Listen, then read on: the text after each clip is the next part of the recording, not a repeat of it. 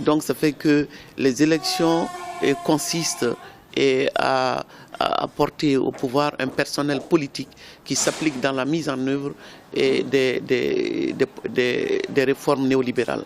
Donc quand vous êtes conciliant, quand vous êtes soumis au capitalisme dans son expression actuelle, mondialisée et financiarisée, vous êtes, disons, un relais du système. Et ce n'est plus comme avant le capitalisme français, anglais et national qui essaie d'opérer seul, mais les puissances occidentales depuis la chute du mur de Berlin coalisent dans la marchandisation du monde. Donc le monde est censé être un seul monde, mais un immense marché dont il contrôle les rouages. Donc pour contrôler les rouages, il faut, concernant nos régions, au nord, on essaie de payer le moins possible le salaire du travailleur. On veut faire du profit sur le dos des travailleurs. Et au sud, on veut faire du profit, le maximum de profit sur le dos des peuples du sud en faisant main basse sur leurs matières premières. Mais cette violence n'est possible que la diplomatie normale ne peut pas parvenir à ce résultat. Donc c'est ce que la France appelle la diplomatie économique offensive. Donc c'est cette diplomatie économique offensive qui est à l'œuvre aujourd'hui, et quand c'est nécessaire, ça devient une diplomatie de la canonnière, comme en Côte d'Ivoire, en Libye et aujourd'hui au Mali. Donc il faut recourir à l'armée, il faut une présence militaire. Une présence militaire pour combattre ceux qui peuvent constituer une menace pour ses intérêts. Et aujourd'hui, l'Occident a deux menaces au Sahel.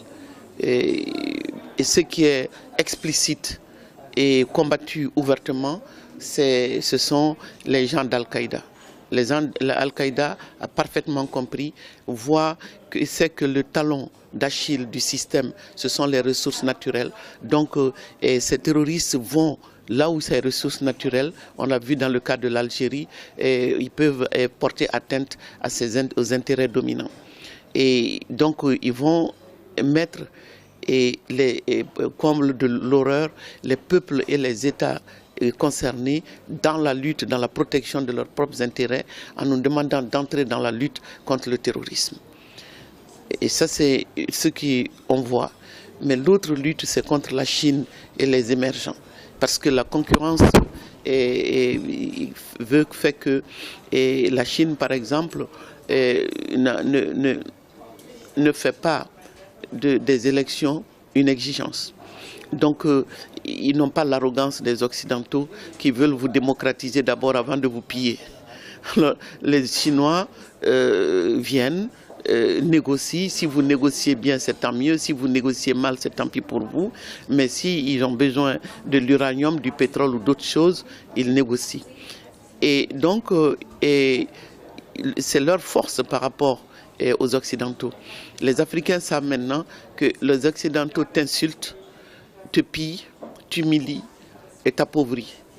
Ils savent que les Chinois ont besoin des mêmes ressources, mais procèdent autrement.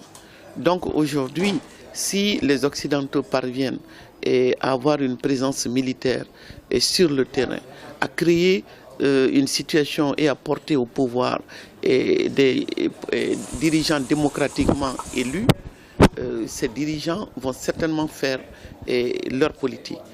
Défendre le territoire. Il faut que nos troupes, comme du temps des tirailleurs sénégalais, se transforment et défendent les intérêts de la mère patrie. Parce qu'aujourd'hui, la France revient au rôle de la mère patrie. Donc, de l'autre côté, il faut que les dirigeants démocratiquement élus négocient prudemment de manière à ne pas desservir les intérêts dominants. Donc c'est ce dispositif qu'ils ont mis en place. Mais pour camoufler tout ça, il y a le discours sur la démocratie d'abord, aller aux élections. Et comble de l'horreur, les femmes qui payent un lourd tribut à tout ce système sont elles aussi instrumentalisées.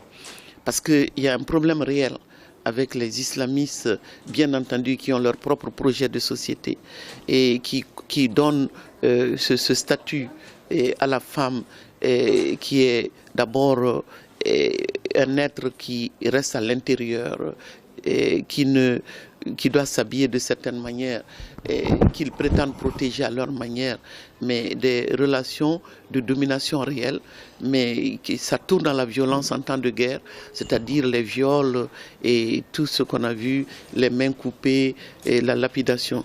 Tout ça, c'est une réalité. Mais ces réalités, moi, ma thèse, c'est que nous avons toutes les raisons de nous indigner et de combattre cela au nom de l'islam. Mais la question que je me pose, est-ce que ces gens se seraient trouvés à Kidal, Gao et Tombouctou, où ils pratiquent ces viols, ces atrocités, si les Occidentaux qui en avaient les moyens avaient détruit les armes qui ont fait leur supériorité militaire sur notre armée?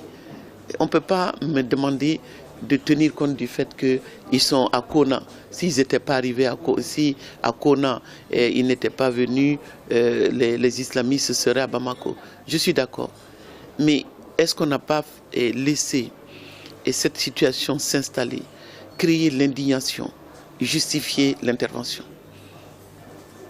C'est la question que je me pose.